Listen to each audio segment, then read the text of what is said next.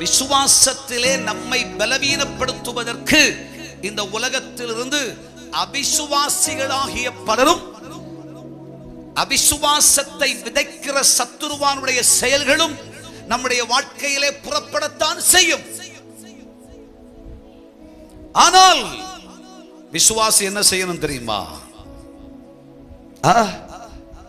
விசுவாசி, விசுவாசியே நீ பதறாதே, விசுவாசியே நீ கலங்காதே, விசுவாசத்தா நீதிமான் என்றும் என்றும் பிழைப்பான்.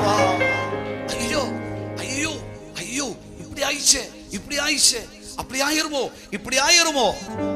பதறாத, விசுவாசத்தில் பலவீனம் அடையாதே.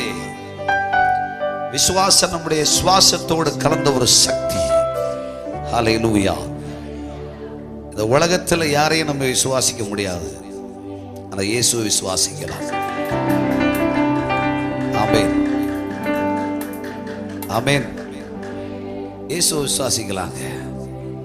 அவருடைய நாமத்தின் மேல் அவரை விசுவாசிக்கிறவர்கள் எத்தனை பேரோ யோவான் 1:12 சொல்லுகிறது. யோவான் 1:12 அவருடைய நாமத்தின் மேல் விசுவாசம் உள்ளவராய் அவரை ஏற்றுக்கொண்டவர்கள் எத்தனை பேர்களோ அத்தனை பேர்களும் தேவனுடைய பிள்ளைகளாகும்படி. விசுவாசிகள் அப்படின்ற லேபிள் இரண்டாவது. விசுவாசிக்கிறவன் பிள்ளை. ஹல்லேலூயா, ஆமென். நாமத்தின் மேல் விசுவாசம் உள்ளவராய் அவரை ஏற்றுக்கொண்டவர்கள் எத்தனை பேர்களோ அத்தனை பேர்களும் அவருடைய பிள்ளைகள் ஆகும்படி அவர்களுக்கு அதிகாரம் கொடுத்திருக்கிறார். இயேசு மேல விசுவாசம் உள்ளவங்களா கையை தூக்கி ஒரு அல்லேலூயா சொல்லுங்க.